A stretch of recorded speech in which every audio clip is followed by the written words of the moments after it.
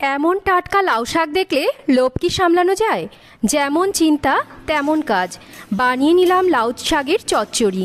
সবার প্রথমে বড়ি ভেজে তুলে নিয়ে কালো জিরে শুকনো লঙ্কা ফোড়নে দিয়ে নিজের পছন্দ মতন কিছু সবজি 4-5 মিনিট ভেজে নিলাম।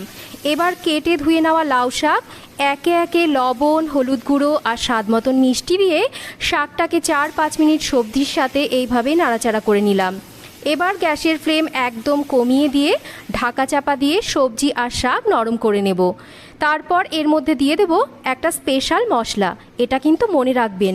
দেব সর্ষে, পোস্ত, জিরে, গোলমরিচ আর কাঁচা লঙ্কার পেস্ট। এবার আবারও 2 মিনিট কষিয়ে নিয়ে পরিমাণ মতন জল দিয়ে ঢাকা চাপা দিয়ে সমস্ত কিছু সেদ্ধ করে নেব। ঝোলটাকে একটু ঘন করার জন্য দেব 1 চামচ আটা আর আগে থেকে ভেজে নেওয়া বড়ি। আবারও 4-5 মিনিট ভালোভাবে রান্না করে নিয়ে নামিয়ে নেব দারুণ সুস্বাদু এই চচ্চড়ি।